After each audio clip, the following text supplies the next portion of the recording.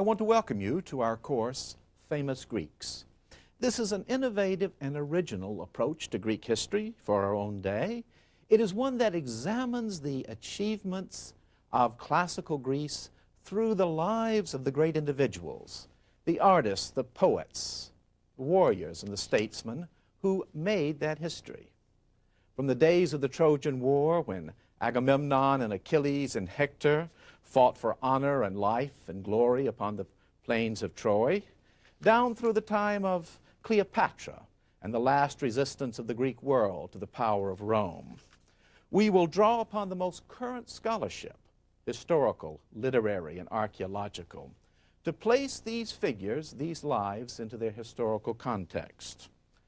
Our lives will thus illuminate the most important intellectual and artistic currents of one of the most creative periods in human history.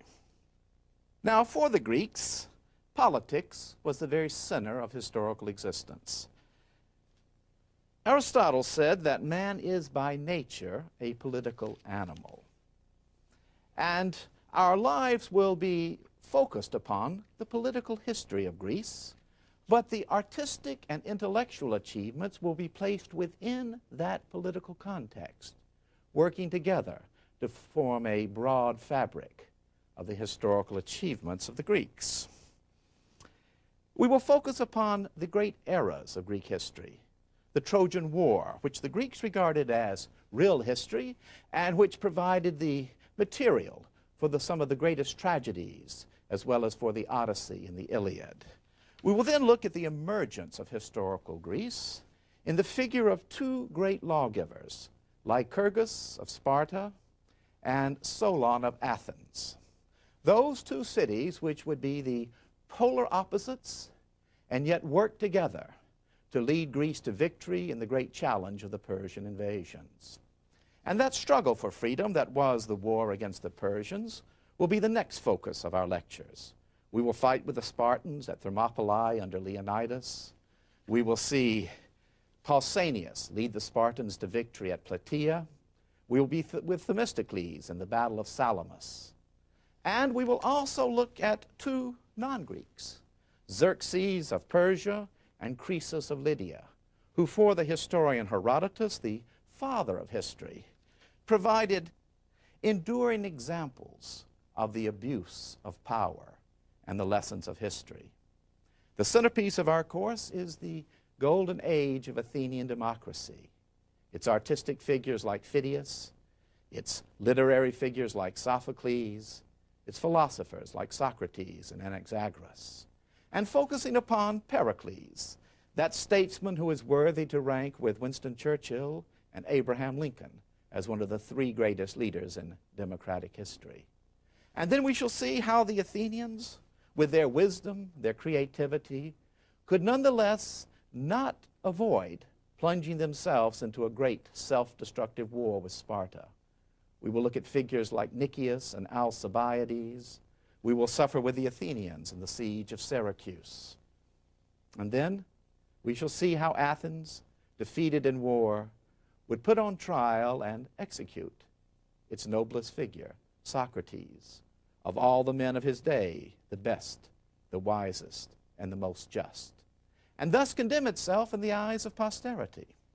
We will look at his students, Plato and Aristotle and Xenophon, and see how they judged the democracy of Athens, and see how, in the 4th century, the Greeks, particularly the Athenians, lost their faith in the ability of democratic institutions to solve their political and economic problems. We shall see the emergence of Philip of Macedonia and Alexander the Great, perhaps the most innovative statesman in all of history.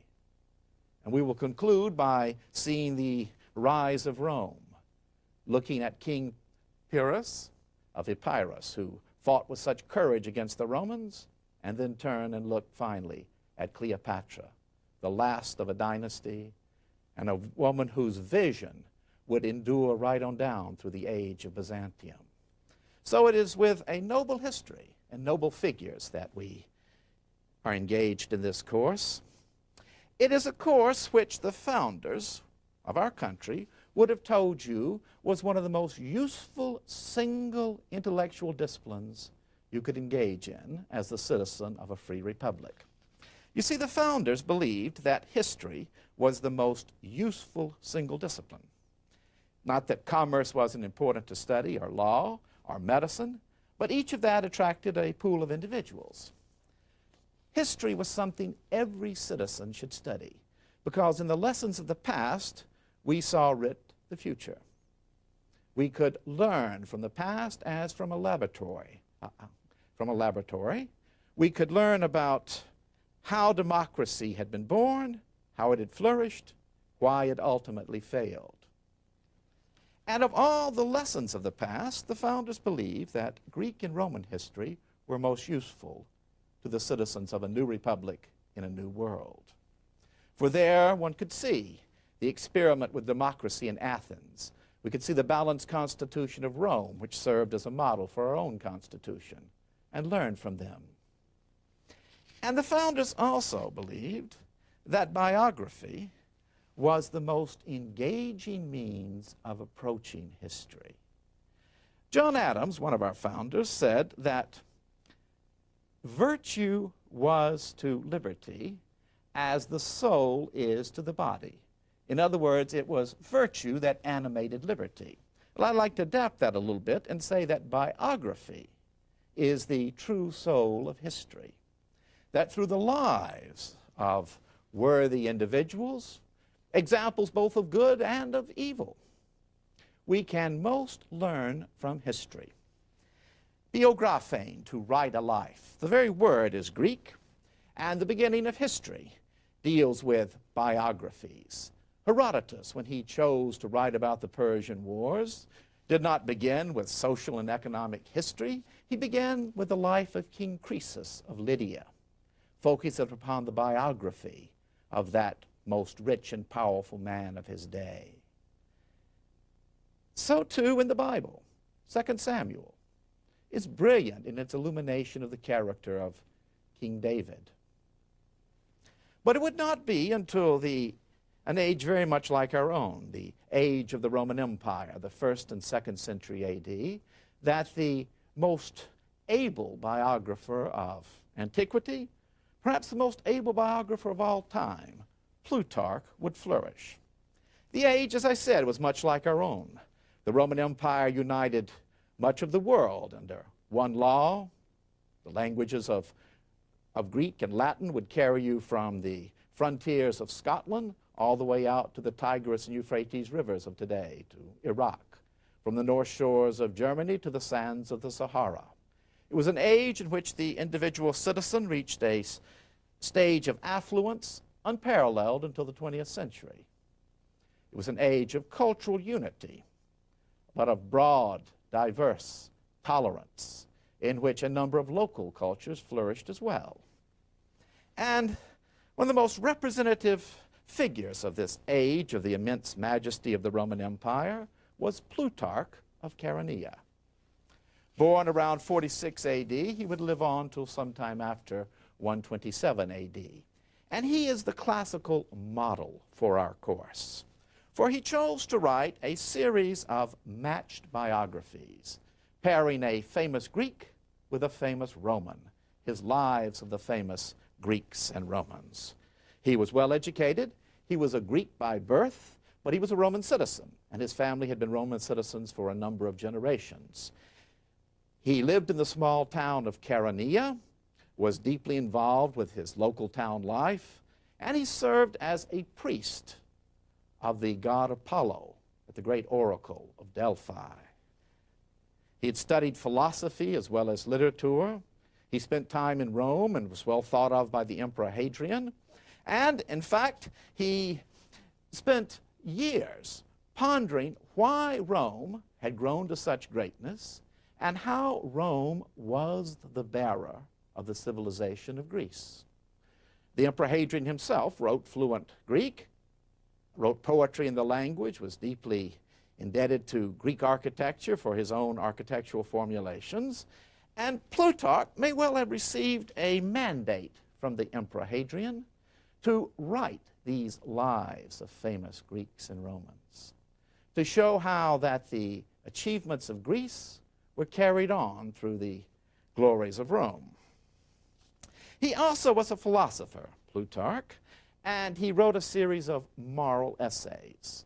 And whether writing specifically on philosophy or writing biographies, his purpose was moral instruction.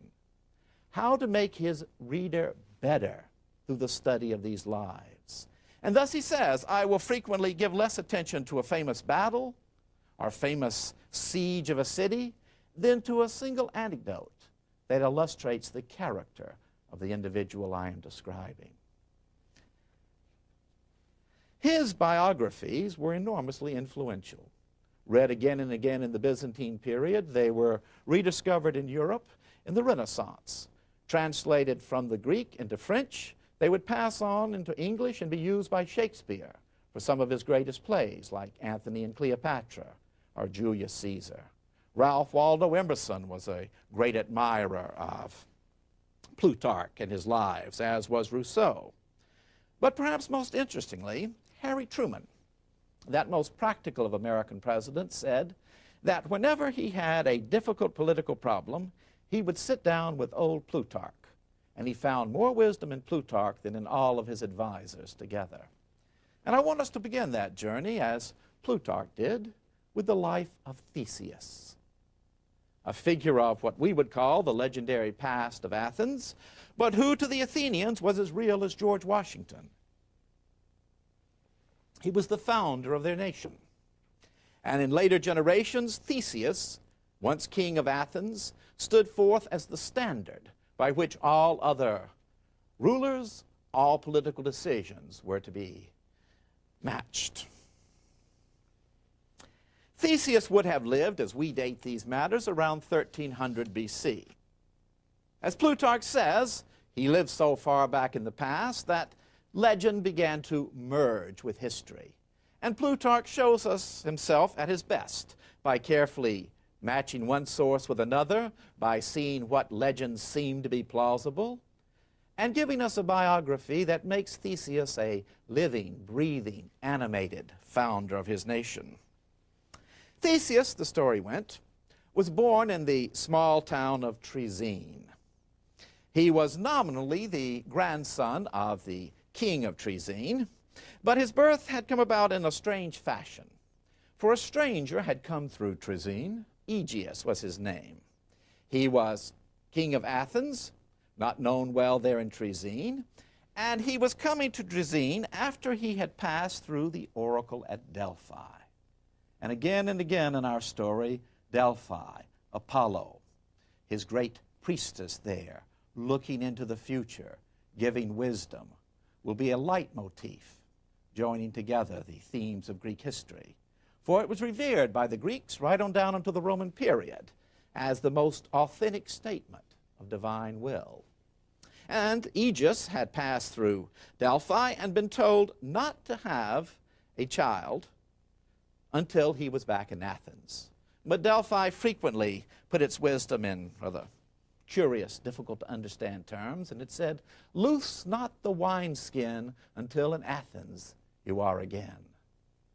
And not quite sure what this was, he was persuaded by the king of Troezen to sleep with his daughter.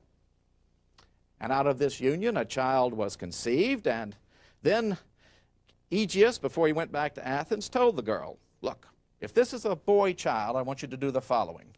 Here are a pair of sandals, here is a sword, put them under this rock. And when he grows up, if he's strong enough to raise up the rock, give him these sandals and sword and send him to me." Off he went.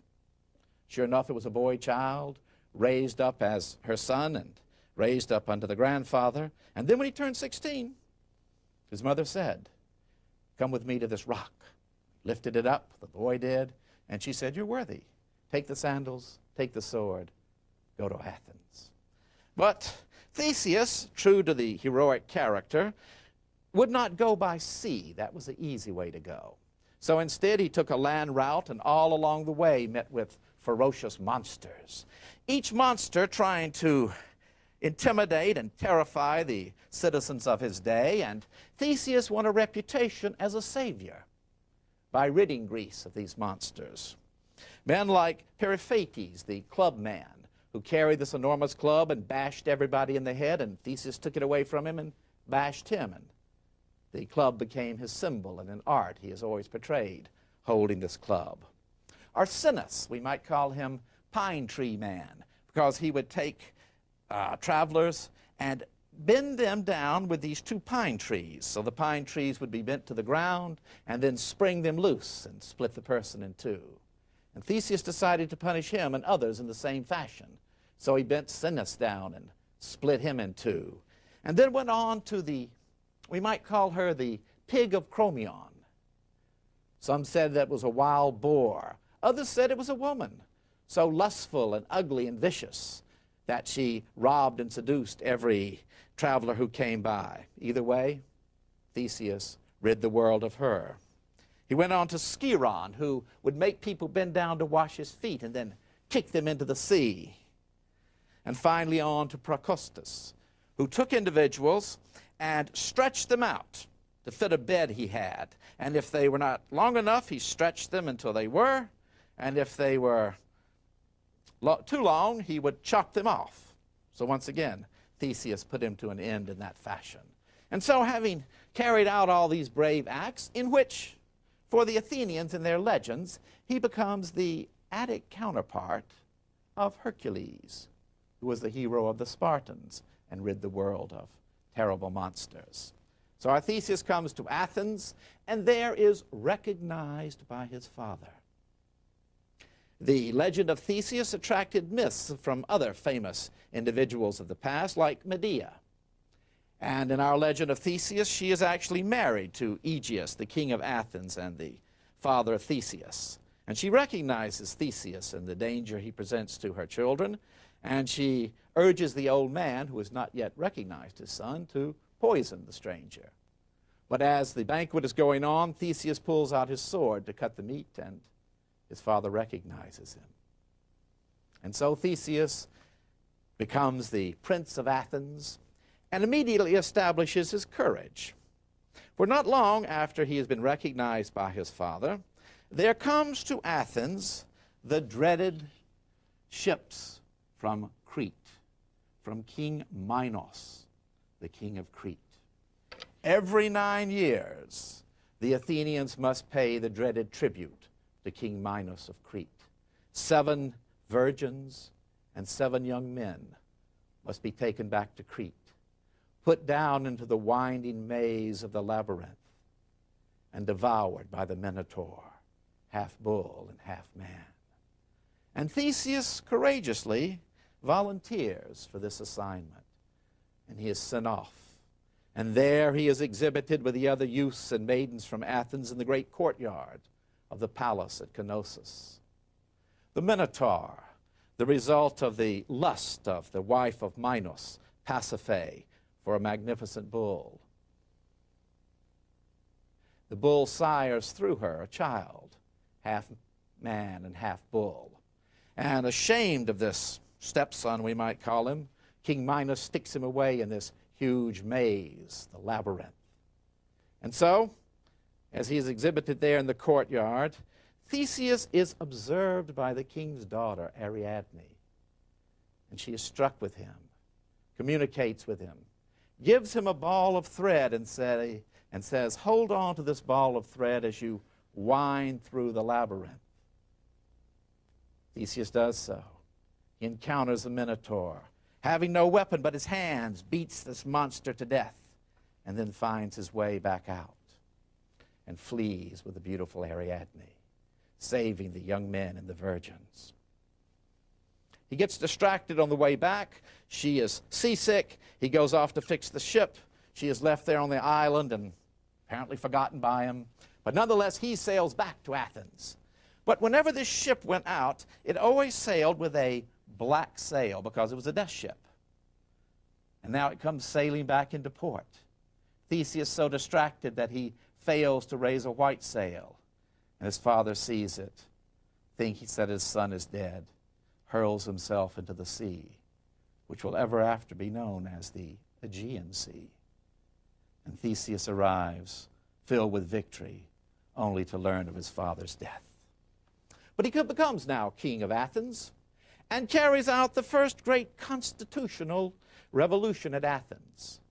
For he abolishes the kingship and establishes Athens as a democracy, with himself as nothing more than commander-in-chief, and establishes the rule that every Athenian will be equal to one another. And then he joins together the various towns of Attica into one great strong city, Athens. And so in these terms, the Athenians viewed Theseus as the founder of their democracy and the founder of a unified Athens. He is also, for the Athenians, and they put great weight upon this, the founder of their tradition in foreign policy of always going to the aid of those who are weak. It was this very policy that would one day lead Athens, centuries later, into the great war with Sparta. An ideal that if you have power and do not use it in pursuit of the good, then you are in fact immoral.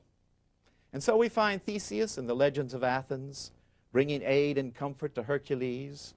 We find Theseus alone being willing to welcome Oedipus, blind and disgraced, a pariah, into Athens and giving him his final shelter.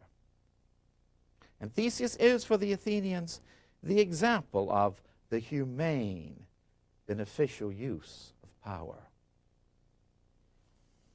But he is also, for the Athenians, the example of the ingratitude of democracy. For more than once in their history, the Athenians would turn out leaders who had served them well, and so in this distant past as well, the Athenians had grown restive under the power of Theseus, driven him out, sent him into exile, where he would die through treachery. He was living on the island of Skyros, and King Lycomedes, perhaps trying to gain favor with the Athenians, took him up on a high place and pushed him into the waters. And so Theseus died, an outcast. But the Athenians believed deeply, that at that most critical moment in their history, when the armies of King Darius came to conquer them, the Battle of Marathon in 490 BC, at the supreme moment, Theseus reappeared on the field of battle, a great apparition leading them to victory. And so they followed the oracle of Delphi, went back to the island of Skyros, and in 486 solemnly brought back what they believed to be the bones of Theseus, discovering a grave with a coffin of a mighty man in it, a mighty warrior with a bronze-headed spear. Brought it back to Athens, interred it, and ever thereafter worshipped Theseus with divine honors as the hero of Athens. Now, we might ask ourselves the question, is there any history to this? Or are these just legends that the Athenians made up to satisfy their vanity? Well, it's very interesting. In the first place, no figure has so many places named after him in the land of Athens as does Theseus.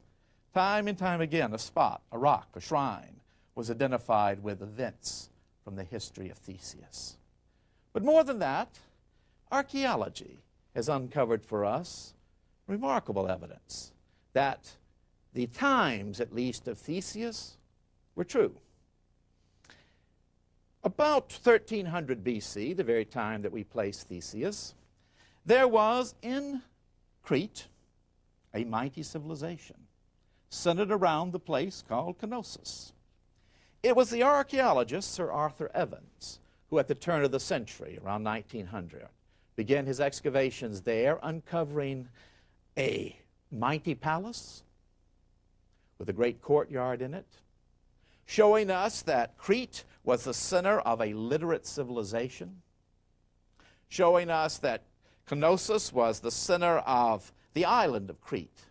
And there's no more evocative sight in all of the ancient world than this paved road running from Knossos out over the mountains to other palaces of Crete. Crete of 100 cities, as it was called. More than that, the Greeks themselves, the historian Thucydides, believed that Minos had been the first ever to rule over a thalassocracy, a sea empire, and that his naval vessels dominated the Mediterranean Sea. And sure enough, pottery from Crete, from this age of Knossos, is found as far away as Sicily and Egypt and Syria. But we also have the legend of the Minotaur, do we not?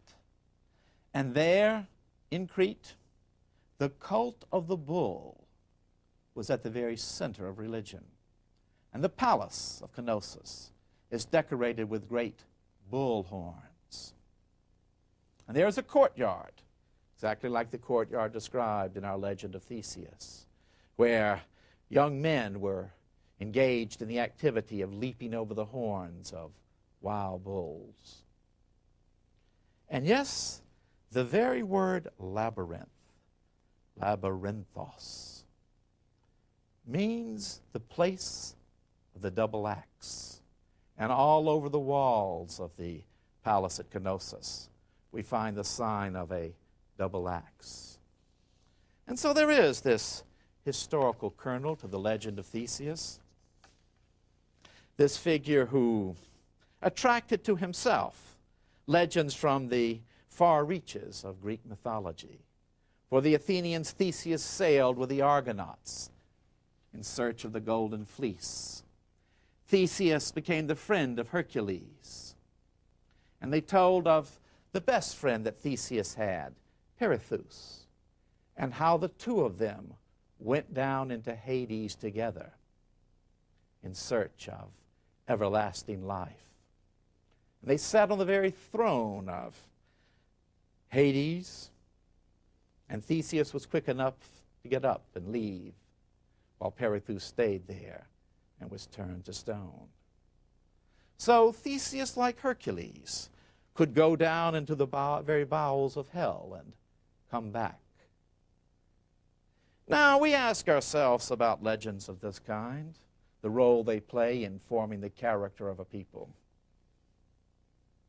Theseus, for the Athenians, embodied the ideals of democracy, the ideals of equality of all citizens. He embodied the ideal of giving help to those who stood in need of it. He had his other side. He was a lustful figure.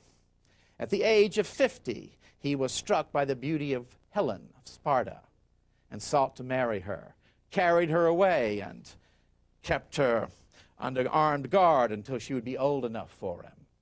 His seduction and rape of Helen brought upon the Athenians the wrath of her brothers, Castor and Pollux, and they came upon Athens. So the Athenians also made him human, as well as a figure of mighty strength. Do we have figures like that in our own history? We once did. George Washington.